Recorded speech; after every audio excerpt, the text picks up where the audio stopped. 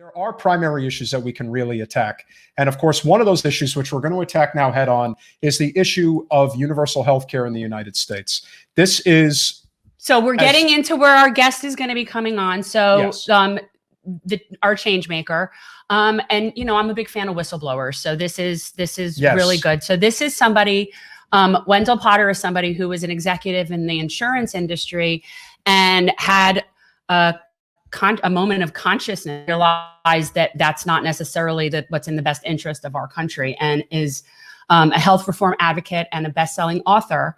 And this is somebody who has been speaking truth to power and really talking about what goes on behind the scenes in insurance companies. Now, as somebody who's an attorney, like I've known, like not so surprising to me, like I know people who are paid to find reasons to deny claims. Like that's their whole job. Their sole existence is to deny claims. Like, so, you know, a lot of that is not surprising to us, but I am always glad to see somebody that's willing to stand up for what's right. Well, I think with that said, you know, Wendell Potter, one of the reasons I also was really looking forward to having him on is that my father actually worked for Cigna earlier in his career. Wasn't there very long, but was a part of the company. And recognizing just how detrimental private insurance and big pharma is to our country is something that I don't really think people fully grasp in terms of impeding progress. But we're going to have Wendell come on and speak on this topic because he knows a lot more than we do. He knows the ins and outs of what one of the most powerful private insurance companies in the country is capable of doing to get their way, and how we're ultimately going to be able to be successful in combating that. So without further ado, Mr. Potter, good evening, sir. Good evening. How are you guys? Good to meet you. How are you? Doing very well. Thank you for coming on. And my pleasure. you know, your reputation precedes you. And obviously, Jen, you've said many times before, you know, universal health care is the issue of our time. Oh, yeah. It's definitely the one that would have the most impact on everybody's lives if we were able to get it. So, and we know what's standing in our way. Like we yes. know this in theory, but to have somebody who's been on the other side and has participated in the brainwashing that has gone on in this country for years as to why we can't have nice things, it is really important, I think, crucial for people to come from that side of it like you have and explain what that really looks like and how the industry is such a barrier to progress. Well, thank you very much. It's great to be a part of the show. I really appreciate that. And yeah, I spent 20 years inside the beast, and I rose up through the ranks to lead the corporate communications function at Cigna, and before that, worked at Humana for a few years. So I know how these companies operate. They're enormously profitable. They've grown far bigger than they were just 10 years ago. Since the Affordable Care Act was passed, they can't do some of the things they used to do to fatten their bottom line, but they've found other ways to enrich themselves and their shareholders. And just today, for example, United Healthcare, which is the largest health insurer, reported profits for the first 3 months of this year that blew Wall Street's expectations out of the water. Their profits were up 44% over the same period last year. And last year was their most profitable year in history.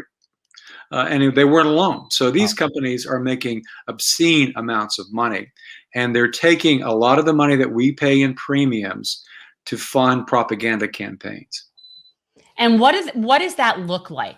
Because I don't even, you know, obviously the majority of people, they get up, they put on CNN or MSNBC or Fox, and they think they're, you know, learning things. And they're really being filled with messaging that is very part of our establishment narrative. It isn't like necessarily an advertisement. It's really ingrained in our narrative. And so can you explain like what kinds of things you would be talking about and the message you were wanting to get out to combat? I mean, I was just reading a little bit about what you had said from, again, with Michael Moore's movie and what was going on in the background. But what kind of messaging are you trying in that industry to put out to sort of scare people away from what we know would be our best interest? Well, first of all, you spend, and they have spent decades on propaganda campaigns to make people think that insurance companies are necessary and to get them to fear any kind of change that might have a detrimental effect on their bottom lines. The part of this, by the way, is efforts to get people to fear their own government, to dislike or have less trust in the government. That's part of what they do. And it's background. We don't really know where this is coming from, but know that a lot of it is done behind the scenes. And they fund front groups. And that's a big part of the way that they operate. There's an organization that's based in DC that's run out of a big PR shop. It's and the front group is called the Partnership for America's Healthcare Future.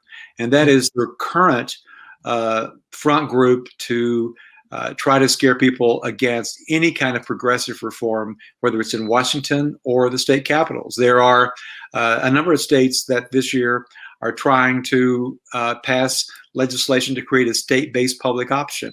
And this partnership has affiliate groups at the state level that's doing the dirty work of lying to people. They raise fear. In fact, all these campaigns are based on something I call fear, uncertainty, and doubt. It's not my acronym, FUD, but that's what it's based on. FUD stands for fear, uncertainty, and doubt. They want you to fear change. They want you to feel uncertain about it and to doubt that those who are proposing reform are on your side. They will try to make you think that your taxes will go up. And obscuring, for example, if Medicare for all were to be enacted, we would all pay far less for our health care than we currently do. It's publicly financed, so yes, it's financed through tax dollars, but we would not pay premiums, which go up every single year, nor would we have to pay a lot of money out of our own pockets. They obscure that. So part of it is dealing in lies and half-truths and obscuring important information. They try to make you think that jobs will disappear if change is enacted. So it's all based on fear-mongering. They're fear-mongering campaigns, and they are financed with our money. They skim money that we pay in premiums to fund these campaigns. Yeah. We're speaking with Wendell Potter, author, former executive at Cigna, and now a noted whistleblower. Wendell, I think it's very important for people to understand what actually goes on inside the halls of Capitol Hill. Nobody lobbies our representatives more than private insurance and big pharma. If you could speak to what that experience is like, just knowing what happens to, let's say a representative in, whether a safe district or a swing district, and is approached, basically by any representative, whether it be Humana, Cigna, United, and so on, and being asked, are you going to support this initiative? Because, we don't need anybody supporting a universal healthcare initiative. So how does that go down? What would that type of experience look like if we were to, role play, let's say? Well, often it's through intimidation. On the other hand, they spend a lot of time developing relationships with staff members and with members themselves. And they contribute a lot of money to their campaigns, Democrats as well as Republicans. And that's how they get their claws into a lot of these politicians. They come to expect and count on these campaign contributions, and they're significant. You can look on at places like online at Open Secrets. Open Secrets. Oh, yes. And you can see just how much money these companies and this industry is plowing into these campaigns. When I was at Cigna, one of the things that I did was manage the Political Action Committee, and we would often make sure that we gave as much money to Democrats as to Republicans. They can pretty much count on Republicans carrying their water. There's never very much concern there, but they still. To keep that going, contribute a lot to Republicans, but they also contribute a lot to Democrats. And the Democratic establishment has grown used to this, and they don't want that money to dry up. So this money that they give in campaign contributions buys you access. If you're a lobbyist for one of these big companies, you can be certain that you will have a chance to talk to staff, and in many cases, the members themselves. They will host receptions and raise money behind the scenes. If you go on Capitol Hill, You'll see nearby there are a lot of row houses that look like people live in them. They're at one point people did live in them, but now they're owned by lobbying firms or corporations. So you're talking about those beautiful brownstones across from the Capitol are not actually residences. Those are more like where you show up to have tea and crumpets and try to wine and dine you. Okay, so yeah, that makes sense. That's exactly right. And you can go on Capitol Hill, and almost at any time during the day, you'll see, at least between votes and committee hearings, members trickle out of the Capitol going into these townhouses because these lobbyists stage quiet fundraisers for them. So it's an enormous exchange of money that buys influence, buys relationships, and that is why it is so hard to move forward. The lobbying is intense.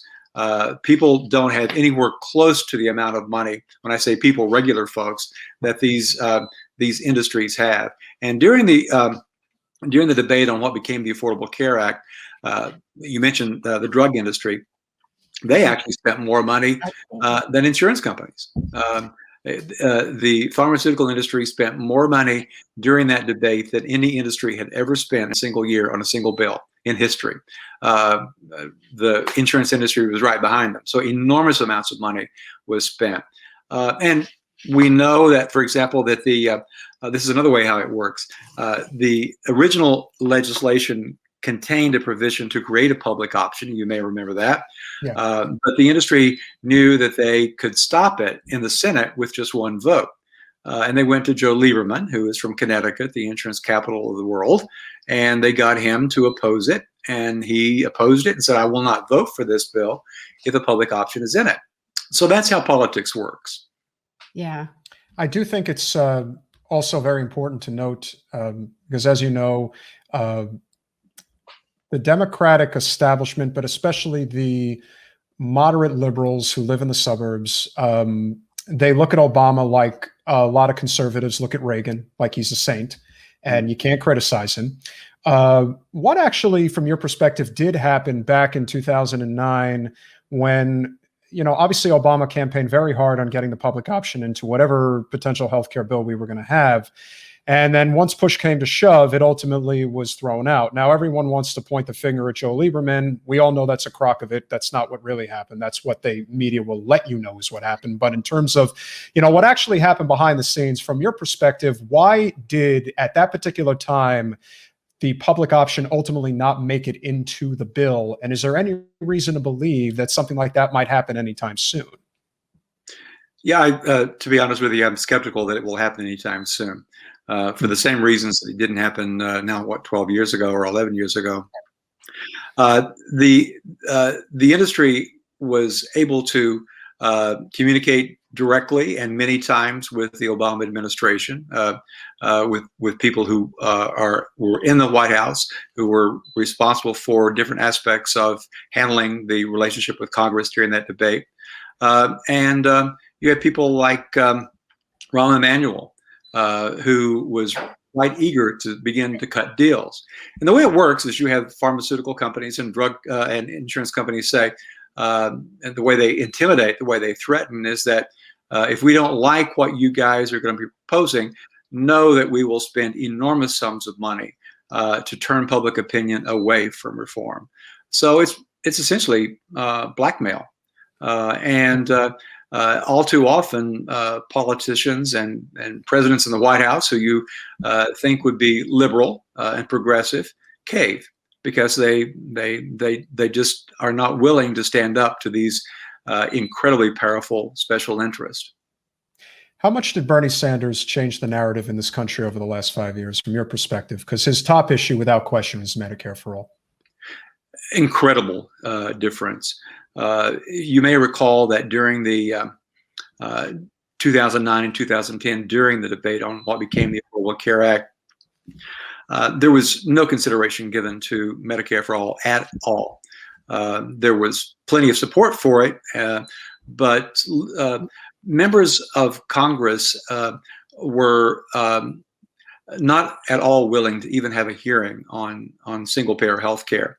In fact, some advocates were actually thrown out of a Senate hearing and put in jail for protesting and and justifiably so, because they were given no consideration. I wonder if our friend Medea Benjamin was one of those people. It Well, wouldn't surprise us. you know. I don't know if you're familiar with Medea Benjamin. She's an amazing anti-war Of course advocate, he but knows. she's definitely somebody who would advocate for universal health care. And we're proud to say that she's down here in Miami. Yeah. One of the things about Florida. Yeah. But back to your question, because of Bernie Sanders and his years of advocacy, and by running for president, he changed the narrative. We would not have Pramila Jayapal, you mentioned her earlier, the support that she has been able to get for her legislation. More than half of the Democratic caucus have signed on as co-sponsors. He made a huge difference. And he made sure that healthcare was a major campaign topic, and can't give him enough credit for the work that he has done and continues to do. And as chair of the budget committee, he wields now an enormous amount of influence, more than ever, in the Senate. I do think that there's two possibilities going forward. I'm not sure which is going to be the most successful. I do think that what we are seeing, I would assume you're familiar with Hull, Washington, their attempt to push forward a statewide healthcare initiative. Because like you said, it's going to be very hard on Capitol Hill to really get this done. But I do think in maybe some of the more less entrenched states, like if you're attempting to do single payer healthcare in a state like Florida, a state like Texas, it's obviously, it's a losing battle, if you will. But I do think if you attempt to do it in states with the right population and the right amount of progressives and moderates compared to, Dixiecrat-like Democrats and obviously hardened conservatives who preach austerity, I do think we're getting close to the point where maybe something like a statewide initiative would be where we would break through. It's ultimately where cannabis was able to break through. I think that's probably what will ultimately happen with healthcare. I think it'll be the same states. Probably so. I think it very likely could as well, too. The West Coast may lead the way, or it could be New York. It could be some of the other states. I absolutely support the efforts in Washington. And I know that there are a lot of Medicare for all or single payer supporters in California and Oregon and Washington. I've testified at legislative hearings in New York, and there is serious consideration being given to legislation. It doesn't get as much coverage, but New York State there's a lot of support for enacting a single payer system. And as you undoubtedly know, that's how it started in Canada. Now, back in the 60s, Right. the movement One there province. began in Saskatchewan. Yeah.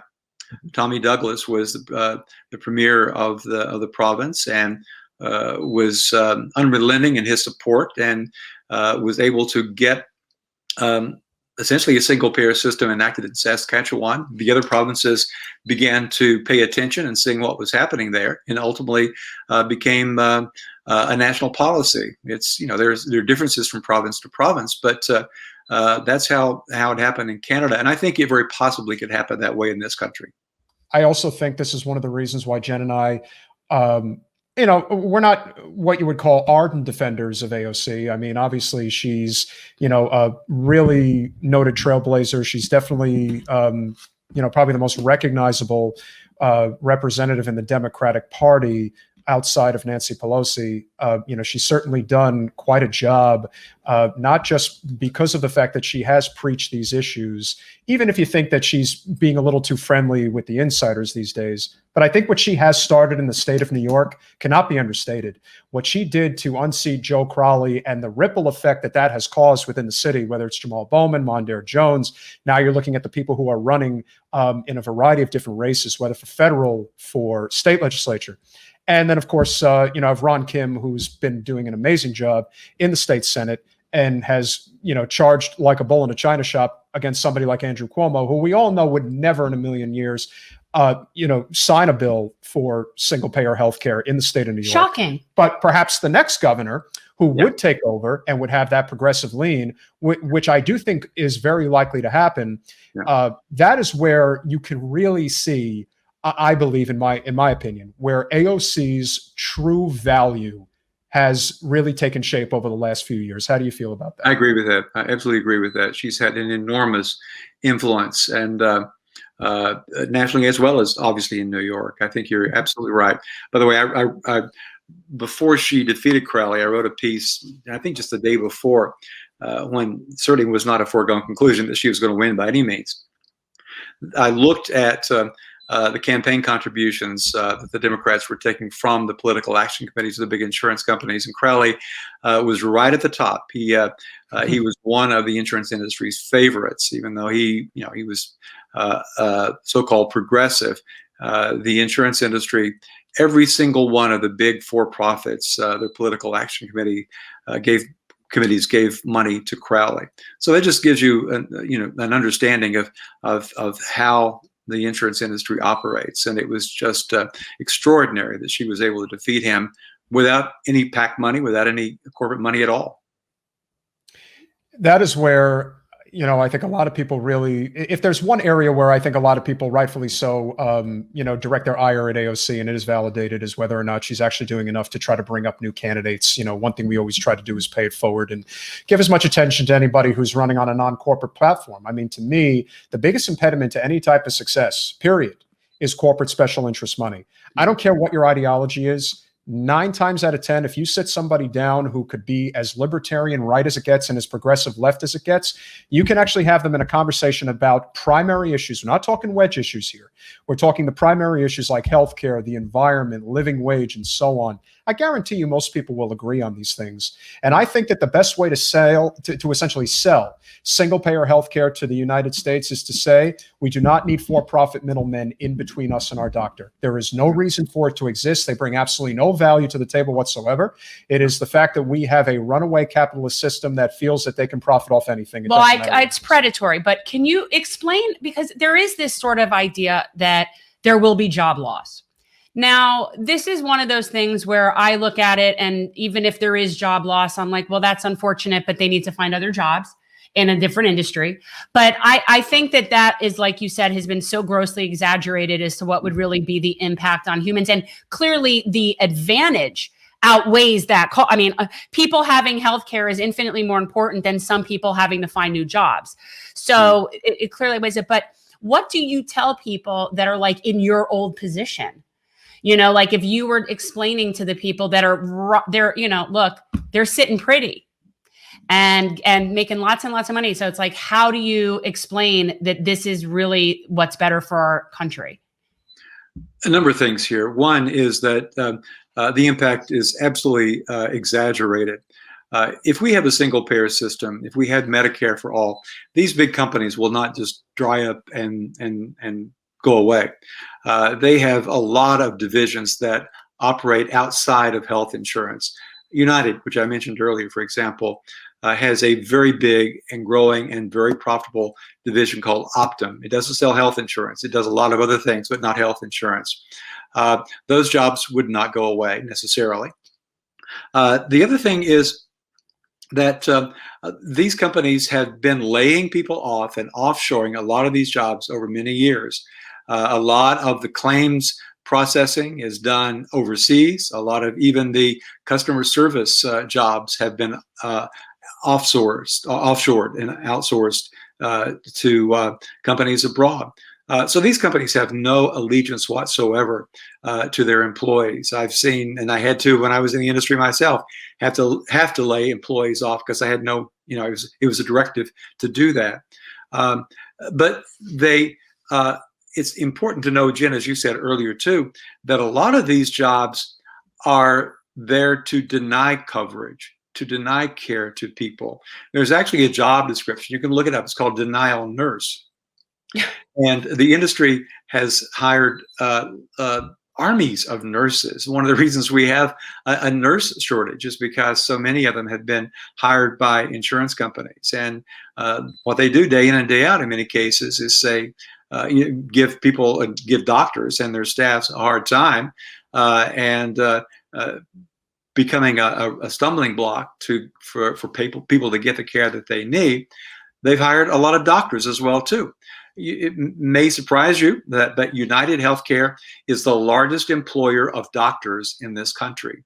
They now have about 50,000 doctors, and said earlier this year they're going to hire another 10,000. They hire them directly, or they buy physician practices. So that's what's been going on. You could have a lot of these people, and I tell folks this, a lot of those employees are clinically trained as caregivers. Let those folks go back into providing care instead of being in positions to deny or delay care. But they've got operations spread all over the country. They have operations in Florida. All of them have operations in Florida. Cigna, I know, and United have operations down there. They have facilities, and so they like military contractors. They have employees in congressional districts, and they will tell members of Congress, look, if you support this bill, we'll close the operations in Tampa or wherever it might be. So it's that kind of intimidation as well, too. They do have claims processing and customer service operations across the country, but we don't need them. To your point earlier, these companies, you have to question what their value proposition is. And shortly before I left the industry, I was in a leadership meeting with our CEO. His name was Ed Hanway at that time. And someone asked him what kept him up at night. And he came out with this big, long word, disintermediation. And then he followed up and said that means that he feared that at some point customers, in particular American businesses, would wake up and begin to question the value proposition. Obviously, that's jargon, but that means that his worry was that corporations would begin to catch on to the fact that they've been sold a bill of goods by insurance companies over many years, and that they don't add value, they just add expenses to employers. Yeah, there's no added value. They're really just sort of holding an empty bag of nothing. Yeah. They're taking money and skimming money in a process that doesn't need to include them in any way, and yet have convinced all of us that we can't do it without them. I come from a medical family. My husband's a physician. We've been together since I typed his med school applications on a typewriter. So medicine is definitely the hand that feeds us, and most physicians are not generally pro this idea of single payer healthcare because they have been propagandized for so many years that you won't make the same money. It's so bad. Look at them in Canada. So the thing is, we do know a lot of them in Canada, and they have nice lives, and they're happy, and they have their priorities straight. And the other thing I always point out is, as a doctor, my husband is a small business owner. He can't stand having to deal with paying for it. He'd much rather not have to pay for his employees' insurance, and not have to deal with insurance companies and having them tell him what he can and can't do. I mean, even if doctors were to, and I've said to him before, even if you were to forego, what if you had to forego some of your income, but we got rid of all of the stress of your life from dealing with managed care? He would do it in a minute. Yeah. He would do it in a minute, just dealing with the insurance companies, the staff that they have to deal with these issues. Like, it's so unnecessary. It is.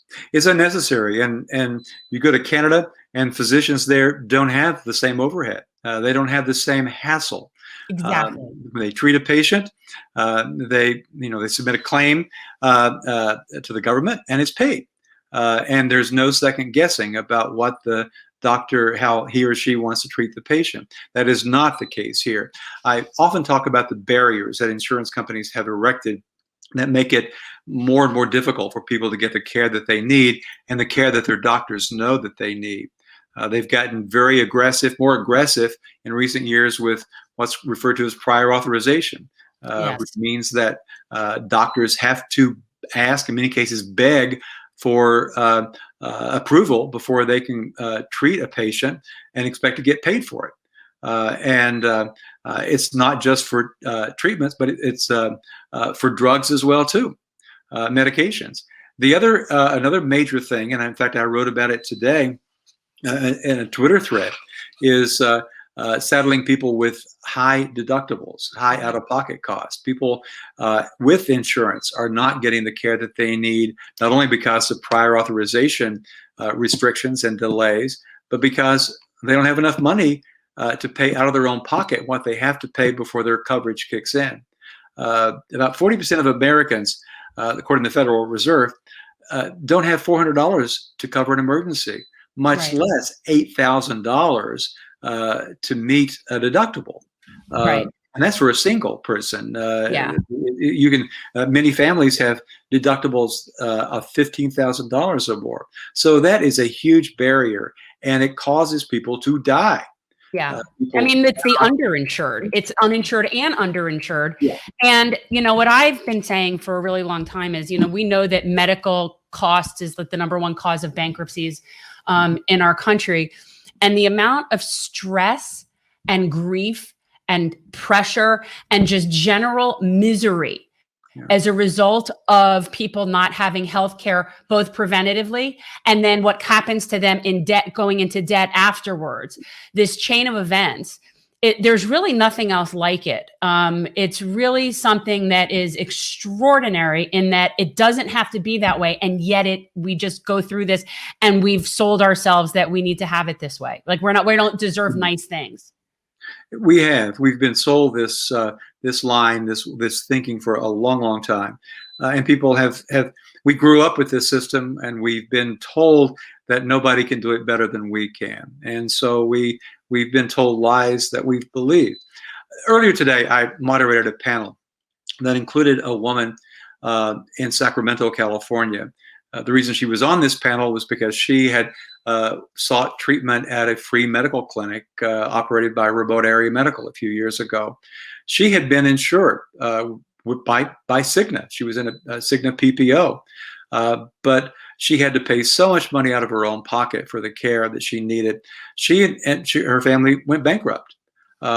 It's just unconscionable that people with insurance are having to file for bankruptcy. And you're exactly right.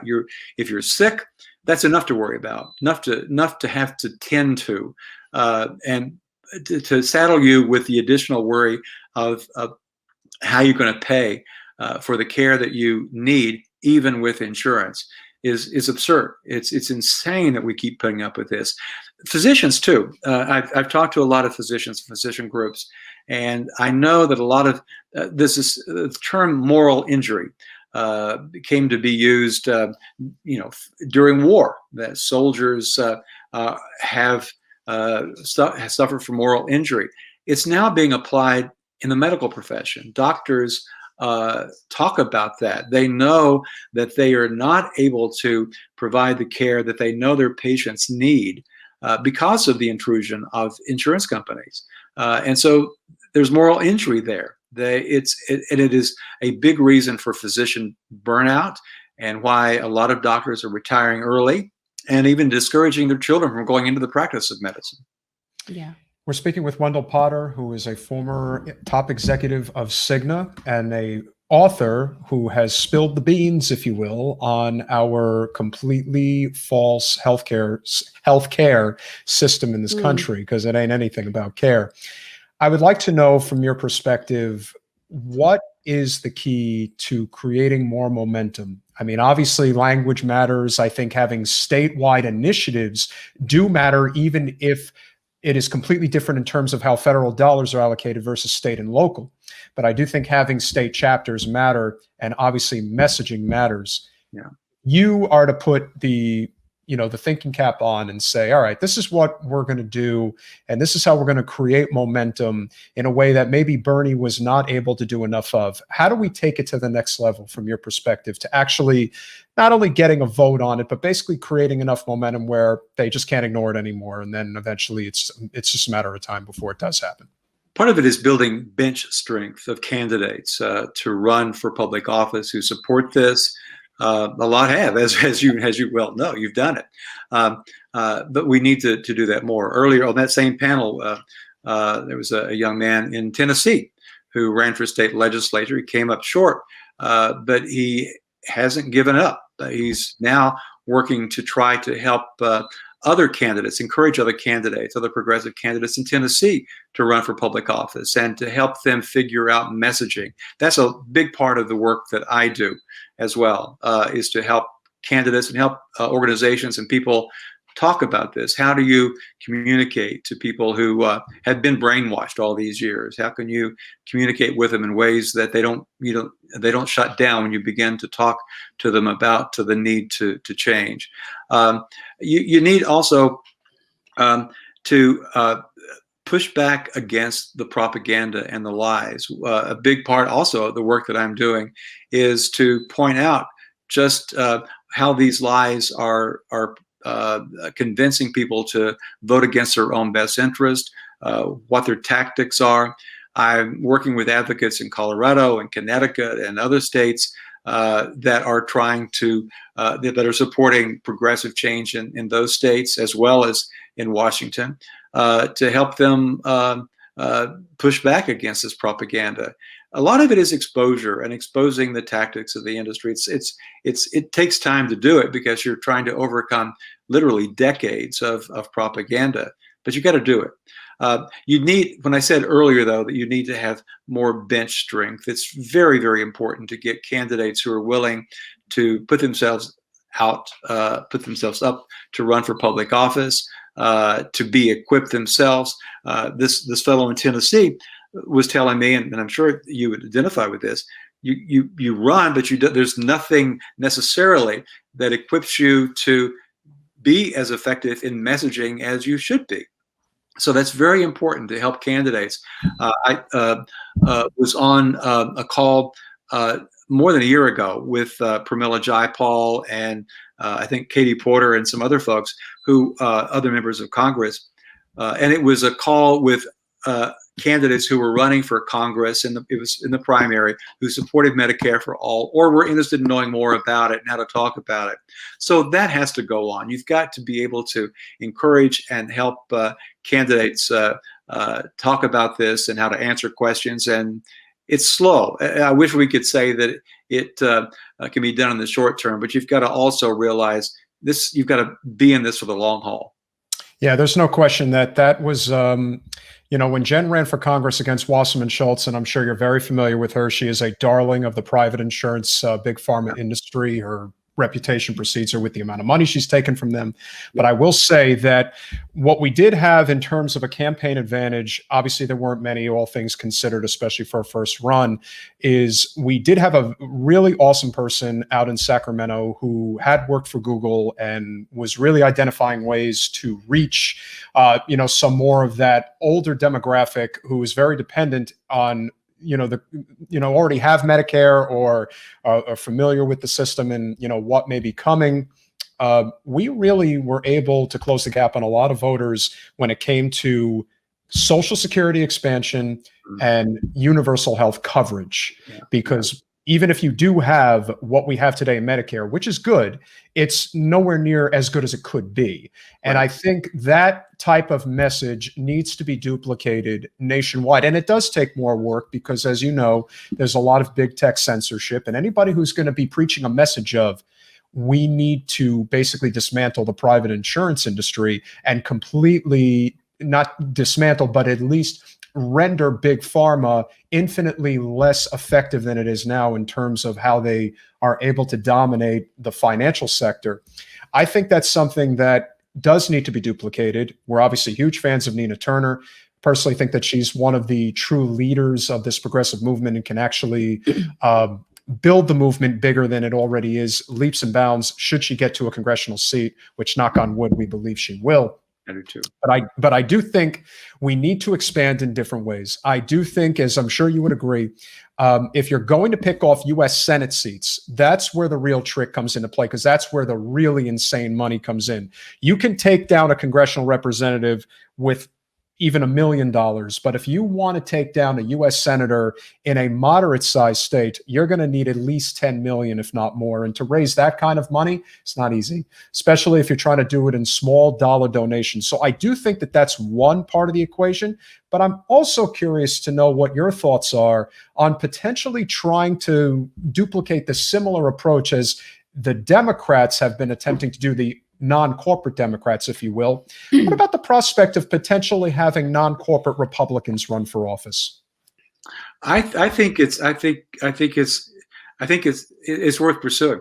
I have talked with a lot of Republicans. There's some things that I've done in my advocacy. One is to try to advocate for expanding dental benefits. And I mention this in particular because there are a lot of progressive advocates who are advocating for having states license mid-level dental therapists in dentistry, clinicians who are similar to nurse practitioners.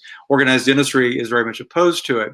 But there are Republicans who have been on board with this because from their perspective, they see this as a so-called free market solution to helping people get dental care that they need. I think it's possible. I also have gotten acquainted with a number of Republican state legislators, again, in my home state of Tennessee, who've told me about how they've been intimidated by some of these organizations like Americans for Prosperity, which is a Koch-funded yes, as you probably know. Charlie Kirk. Yeah, they wield enormous clout in a lot of states, and I think there's resentment and how they, we talked about how corporations are able to push around a lot of folks. So do those organizations, and I think it is possible to conceivably talk to some Republicans, and I wouldn't bet the whole farm on that by any means, but I think it's worth pursuing. I'm glad you mentioned Medicare and seniors. I think it is possible to get more of them to understand the need for what we're talking about here and to push for it.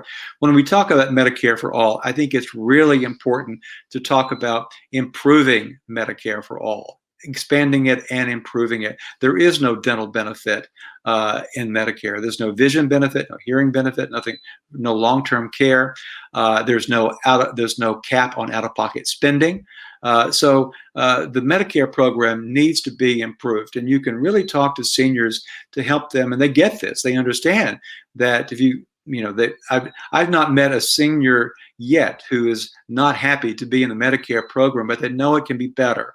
And why should we make them or require them to buy a Medicare supplement policy to cover their out-of-pocket costs? It makes no sense. And why do people enroll in these Medicare Advantage plans, which are operated by private insurance companies? Is because they've, once again, been bamboozled and sold a bill of goods by the insurance companies. But we need to really improve the traditional Medicare program by adding benefits and putting a cap on out-of-pocket spending. And I think that you could really win some seniors over if you can help them understand, here's what we propose to do for you and for future generations as they age into Medicare. Yeah, I mean, one thing that is always comes up is prescription costs and what is covered and what isn't covered. And this absolutely affects seniors. Both of my parents get Medicare, and yet it matters where they get their prescriptions and how much things cost, and some things that they can get and some things they can't. And so that's with Medicare. So it's better, but it's still not great in terms of the pharmaceutical companies' dominance. It's insane. I mean, I'm a Medicare beneficiary myself now too. I have a drug plan, and there's a Rite Aid close to me that's more convenient. But I can my medications would cost less if I go to CVS. Right? Why? It makes no sense, and I know why. I mean, I was around. You know why? Yeah, I know why it is. But we put up with it. We shouldn't put up with this nonsense. Yeah. And I agree. And that was one of the things when I first started running, that you do tend to find that the single payer healthcare issue is definitely not as big among seniors. It isn't, because they have theirs. A lot of them are very entitled about it in a way that I've had to wait. You should have to wait. That sort of hazing mentality. That's a boomer generation. It is. And you know what? It is. And so there is that. But when you do explain that their benefits should even be better, then now you're kind of talking, because it's unfortunate that people need to be spoken to in a personal way because they can't just relate to everyone else not having healthcare. Yeah. But yeah, it's unfortunate. But let me ask you, what are you working on right now? Like, what current projects are you working on, or what would you want to promote? What's your most recent stuff? Well, one is related to just what we were talking about, trying to improve Medicare, but also for people who have private insurance. I continue to support Medicare for all, and I will do that until we get there. We've got to do some things that can help people with their private insurance be able to get the coverage they need. People are dying every single day because of these high deductibles. I cited a study that came out just this week that showed that people who are on Medicare, if they have to pay even $10.40 more for prescription medication, they're 33% more likely to die. I mean, even small amounts, seemingly small amounts, make a huge difference in us, psychologically, and also our ability to even pay that small amount of an out-of-pocket obligation. So I am really going to be beating the drum to try to get members of Congress and the Biden administration to pay attention to this. We've got President Biden saying we need to fix the Affordable Care Act. You've got Speaker Pelosi saying she wants to make the additional subsidies permanent for ACA people. Keep in mind, that's worthy. But only about 23 million Americans get their coverage through the Obamacare marketplace. The vast majority of people who have insurance get it through their employer, and their coverage is increasingly crappy. We've got to change the way insurance companies do business until we can figure out how to shut them down, to be honest with you. I will be spending a lot of time focusing on just how awful and the harm that these high deductible plans. That's one of the reasons I left Cigna, by the way. There are a number of reasons, but I was expected to be a cheerleader for this industry-wide trend to move every last one of us as quickly as possible into high deductible plans. That is why, one of the big reasons why United Healthcare today was able to have a record-breaking record-breaking profits for the first 3 months of this year, 40% more than the 3 months last year, is because they don't have to pay as many claims anymore.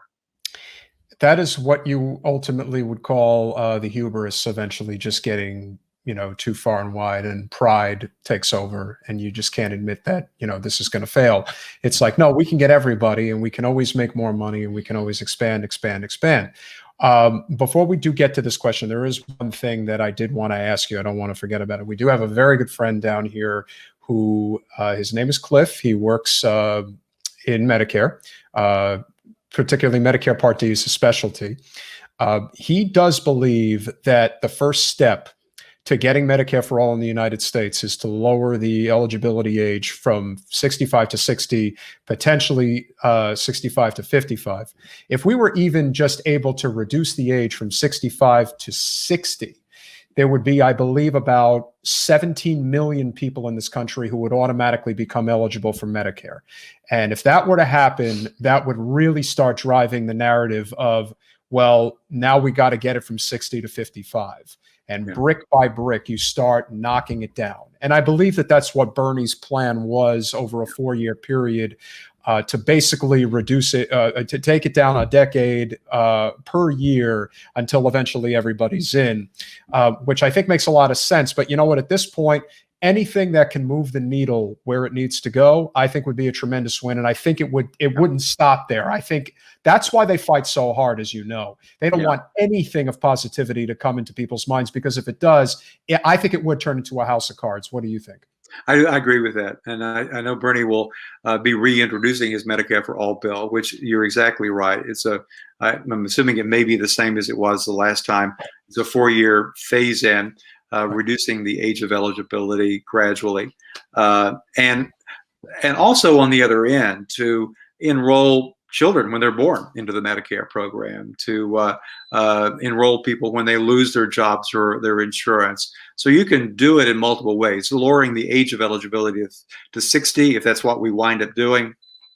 Biden campaigned on that. So let's try for 50. You may have to settle for 60, but that is progress. And then trying to figure out how can you also make sure that people can get it if they lose their employer-sponsored coverage or when their kids are born. So I think you're right. We can do it. We can. I mean, look, COBRA, it does not help. I mean, I know so few people that have ever been helped by that. Yes. That is absurd. So we have a huge problem in this country where I think we've got a lot of miserable people sitting at miserable jobs because they can't afford to give up their insurance. Absolutely. And I think that not only is not mentally sound, it causes depression and all that, but we lose out on so much inspiration and innovation and ingenuity and entrepreneurship and all these things because people are sitting like drones at jobs because they're scared to lose their insurance, which is pathetic. It's true. It's true. We've locked people into these jobs. They, in many cases, hate their jobs, but they will try to stick with it as long as they can because of the benefits. And they're not in control. I mean, they're at the whim of their employers, so they can lose their jobs, as we saw millions of people do during the pandemic. It's a horrible, horrible thing for coverage to be tied to employment. And a lot of employers are waking up to that. I also lead an organization called Business Leaders for Healthcare Transformation. Most of our members are business people who support Medicare for all. We represent 3,200 businesses all across the country. And so businesses are beginning to wake up. Employers are beginning to realize this doesn't work for them either. It's not working for them or the people that they employ. And we definitely agree that the future to building a sustainable non-corporate movement in this country is through nonpartisan. It is through a nonpartisan labor movement, and that is a great segue to this question from K Noodlehead. Noodlehead. Question is, why does the exchange charge more for plans than employers pay for similar or better plans? It's a good question. Yeah, but it varies. It's all over the board. It varies from state to state. And some people are eligible for subsidies or not. One reason is because employers self-insure, and large employers have an advantage. By self-insuring, that really means that those employers are really the insurer, and they just hire companies like Cigna and United and Aetna to administer the benefits, so they can take advantage of a group. And the Obamacare exchanges try to create, and they have to a certain extent, a real group in the individual market. But essentially, you've got people who are buying coverage on their own and are not able to have the same benefits necessarily as some of the people in employer plans. But again, I stress that it varies from state to state. Some states are better than others in making sure that the premiums are affordable. I keep mentioning Tennessee, but Tennessee is a state where people enrolled in the Obamacare plans had to pay more out of their own pockets for coverage than people in other states, or their premiums cost more. It shouldn't. Tennessee is not that much of an expensive state for health care. No. But it varies. Some states do it much better. California is a state that regulates the insurers that participate in the exchanges there than a lot of other states. Yeah, and we have, as you've seen over the past few years, seen various attempts to try to do it at the state level. Colorado Care obviously failed. It failed because they have a very interesting clause. I don't remember the exact language, but you know what I'm talking about. It's written into the state constitution where basically— He probably knows. There's like you have to be able to budget it in. Do you remember what the exact language is? I don't remember exactly. They also had the problem of the way the ballot initiative language was constructed. Yes, and it scared the bejesus out of people because you had to say, this will That's cost what it is. X amount of dollars. That plus, and I was concerned about this from the beginning. They were trying to do it as as a ballot initiative, and I knew that the insurance industry and its allies would throw just so much money to scare people, and they did. I spent a lot of time in Colorado working with advocates, and it's a shame, but it goes back to what we were saying earlier. These industries spend so much money to lie and scare people, and people don't realize that what they're being fed is just a bunch of lies. Right. I always find it interesting when they threaten people that they're trying to take away your insurance and that's a bad thing. I'm always like, please take my insurance. Like, who wants their insurance? Like, and it's just so interesting. We're like Stockholm syndrome or something, like where we somehow are convinced that our captors are people. Like, this is crazy. I mean, at this point, does it really make sense to have insurance versus just going into an urgent care facility if you have to pay $150 or whatever it is? That's part of the problem. I mean, to me, it's like, where's the value? Because there isn't any. You know, just this week, it's interesting you mentioned, but a lot of hospitals are beginning to look differently at private pay patients. And so are pharmacies. You can, in many cases, get your medication cheaper by not showing your drug card, your insurance card. It's insane. So hospitals and I'm sure doctors are giving cash paying patients more of a discount for one reason, that they're getting sick of dealing with insurance companies. So they're rethinking how they deal with people who just pay cash. A lot of folks can't do it, obviously, but it's becoming a trend. I mean, we see how we have people in this country that use our emergency rooms as primary care offices, and we know that that is so completely inefficient and it's unsound for so many reasons. And I think that when we look at how our response has been to COVID in particular, we are seeing a bevy of problems and outcomes and issues that are the result of a country that doesn't have healthcare. And whether it's that we have overly vulnerable people because our people, we have more people with diabetes or whatever it is, because our people don't get care. And so these things have exponential ramifications. That isn't just a matter of you don't get to go to the doctor. Well, no, but now you're more susceptible to this pandemic and this problem. And I think that it's just so glaringly obvious at this point. It is. It absolutely is. And thank you, Martha. I see you on the screen. Thank you. But you're right. The Stockholm syndrome is absolutely correct. And as I said earlier, we're like hostages who were born into this. And we don't know different, I sometimes say. And we have been led to believe that nobody can do anything better than we Americans can. And we've been lied to about the Canadian system, the system in the UK. So yeah, we're victims of the Stockholm syndrome for sure. Now we are, as you know, the World Health Index is what I recommend that everybody look at, because that's where you get the most accurate information based on a myriad of different things as far as where myriad, I say that word wrong every time. There's a certain level of where our country is ranked. The United States is ranked 37th. So if I were you, I would stop saying we're the best at healthcare, because we are so far from it. If you were to list, I'm sure you've traveled. So if you were to list a country, you know, and amazingly, you know, when Trump was running for president, he talked about the time that he was in Ireland golfing and a friend of his got sick and ended up in the hospital. And he's like, yeah, he totally didn't have to pay anything. He just walked out the door. It was no problem. And I'm thinking, that's the rest of the world. I mean, even a message like that can go really far. Quite frankly, you should probably have that clip and just show it to every Trump supporter in the country. But I'm curious, from your perspective, what would be the model that you would base our country on? If you were to pick a country and say, this is the one you really want to follow. Some are better than others. Some have, I mean, I just think there's got to be a way for us to take what works best and do a system that's the best. But what do you think would be the best way to do it? No, I agree with you. I agree with you, Jen. I don't think you would necessarily transplant the Canadian system here or the system in the UK here. I think you can look at what works best in those countries. The Commonwealth Fund does a survey of the health system performance in the developed world, at least 11 countries. And the U.S., of those 11 countries, always ranks dead last, even after the Affordable Care Act. We're dead last. Sometimes, more recently, I think the system in the UK was ranked the best.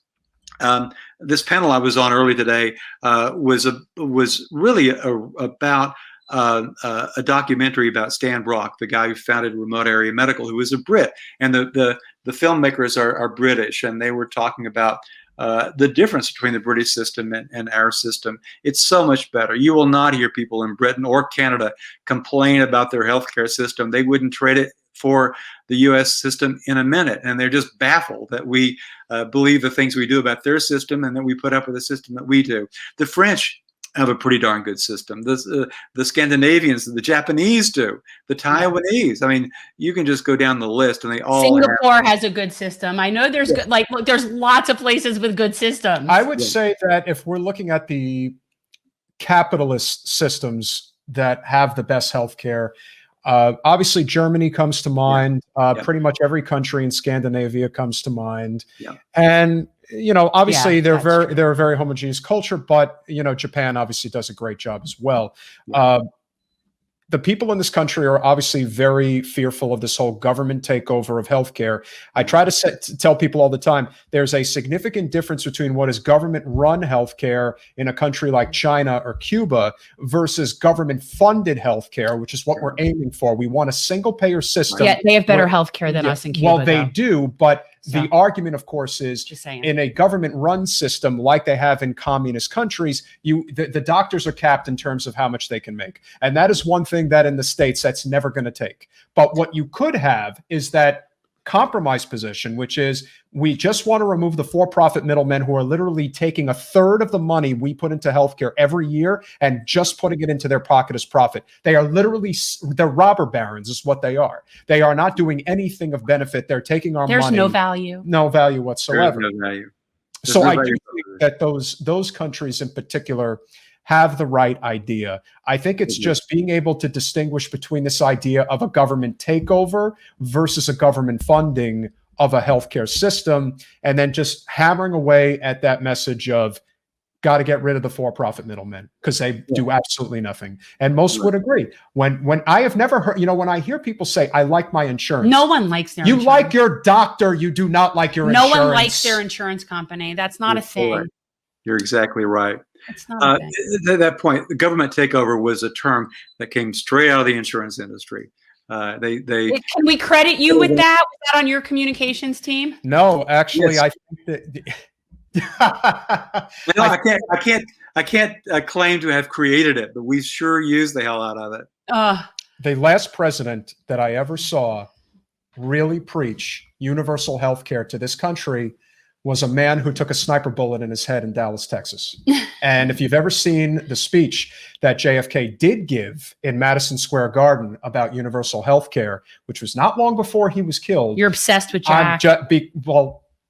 This lovely gentleman who has spent an hour with us this evening was a young man at the time, but I'm sure you remember just what an impact he did have on this country when he became president, and how even to this day, it still resonates that he was cut down when he was, because there were a lot of things that he talked about it when he was president for those 3 years that really had a profound impact. But if anybody has not seen his speech about universal health care at Madison Square Garden, I highly recommend you take a look at it because it's really inspiring, at least from my perspective. And one of the things we like to do when we wind down our podcast with our guests is to ask, what does generational change mean to you?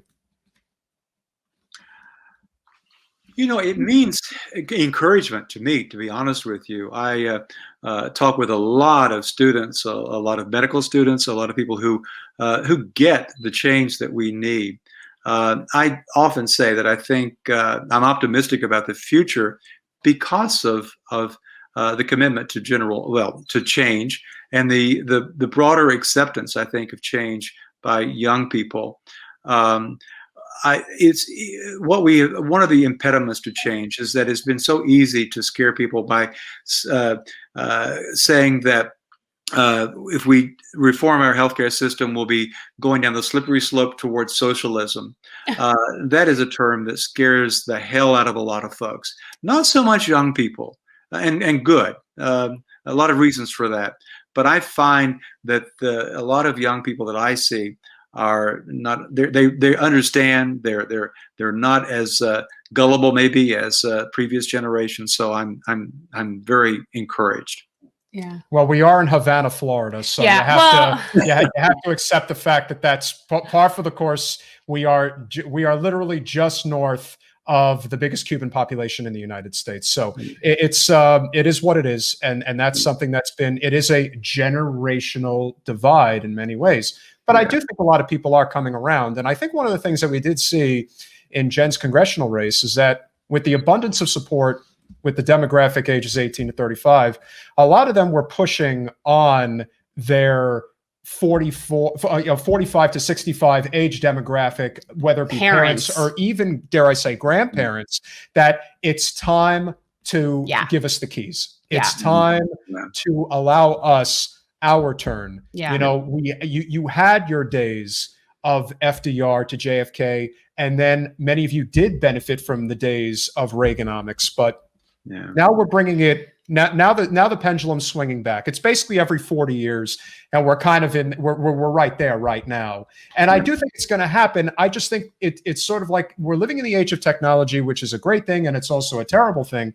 It's just a question of how we cultivate it the right way. But I really think you've done an amazing job of explaining tonight to our audience, and hopefully, you know, thousands of people will ultimately see this, where they'll have a better idea and a better understanding of where we can actually start to build that momentum, because the simpler you make it, the easier it's going to be to convey that message. I always say, as cliche as it is, but Make America Great Again worked. Keeping it simple is how it really does work. And just like with everybody wondering, you know, what do we do to actually have legitimate police reform in the United States? If you hammer away at ending qualified immunity, to me, that is the one issue that you could unify the country around. You're digressing. No, I'm not digressing. You're digressing. So how can people find you and follow what's going on, or what organizations can people look to get information on any of these projects that you're working on, or legislation that's important? Follow me on Twitter at Wendell Potter, and you'll see how to click on the organizations that I lead. Check out centerforhealthanddemocracy.org. Center for Health and Democracy.org. Let us know what you think. You know, we're nonprofits and we're advocating for change. I'd like to say this. You guys were, this is one of the best interviews I've had in a long, long time. Yeah, very good and informative. Thank you. So I appreciate being invited to be with you, and thanks for being as good as you are. Thank you. You know, we do get that, and what's so funny is, like, we don't have anything planned. I haven't we don't have anything planned. Like, we know the topic and we know what, like, the issues, like, we know that, but we don't have anything planned or anything. The funny thing is, we talk about this a lot, and it just so happens, and you probably know this as well as anybody, South Florida is one of the worst places in this country to try to enact change, because it's very rigid, it's very transient, and it's an older demographic. And a lot of our representation has been in place for, in this case, Wasserman Schultz has basically run Broward for 30 years. That's a generation. So to try to have that change, it doesn't come easy. But I do think our message is resonating. It's just a matter of how we really cultivate it, because if we could change anything in Florida, you could change the whole country. Well, yeah, that's what we call it, Florida. And we're definitely the last of places to get nice things. Center for Health and Democracy.org. Center for Health and Democracy.org. Perfect. And so, yeah, I mean, we don't have high hopes for us necessarily, at least not in my lifetime. Possible. I'm pushing 50. I'm not thinking, but you know, in general, just moving the needle is so important. And I think that, you know, I appreciate your efforts in this fight so much, because we need people from that side to come over to come over from the dark side. I think as long as we are continuing to move the needle in the right direction, and there's always going to be things that are going to get thrown at us. You know, the Florida GOP is one of the most detrimental, regressive political parties. They're busy trying to save Matt Gaetz right now. Yeah, you know, you're saving Matt Gaetz, and at the same time, you're trying to pay. And what's even more interesting is that there's so many caveats in this anti-trans bill that they're trying to pass through. All right, it's just so bad. Free Wendell from us. But what we are trying to do is, like I said, we're really trying to utilize this whole concept of a nonpartisan. Yes, we are nonpartisan. Because I have no doubt. And as I'm sure you've experienced, the biggest impediment to progress from most people's, from the layperson's perspective, as soon as it becomes Democrats versus Republicans, I'm out. I don't want to do this. I don't want to know anything about it. It's just too divisive. It's just too divisive. We generally tend to state issues. You stay issues and you make your allies per issue. I might agree with you on healthcare. Maybe we don't agree on the environment, so we don't have to work together on that, but we could work together on this. And that's just how we plug ahead. Well, listen, my favorite president, period, is Teddy Roosevelt. And to me, he is the embodiment of what true conservatism is all about, especially when it comes to things like the environment. Jen has made some great friends down here that are in the Republican Party. Don't tell people that. Then I get all judged. Thank you so much, Wendell, for coming on and sharing your wealth of information with us. And there was plenty, but we certainly look forward to having you again. Would you... It hasn't been, we haven't made any plans for it yet, but if we were to do any type of a Medicare for All panel, summit, live telethon, stream, anything like that, we certainly hope you would consider coming back for something like that. Just ask. All right. Thank you so much. Yeah. We like to do panel, like, you know. So do I. Yeah. She was on my panel today. So speaking of her, yes, I'd be happy to do it. Thank you so much, Wendell. It was so nice to meet you. A real pleasure, and we look forward to speaking with you again. Have a wonderful year. My pleasure. Thank you, guys. Take care. Bye-bye. Thanks for watching. If you want to support our mission to transform politics into service, please like this video, subscribe, follow us on social media, and consider joining our Patreon, where you'll get early access to our interviews as well as other exclusive content. Links are in the description. Peace out.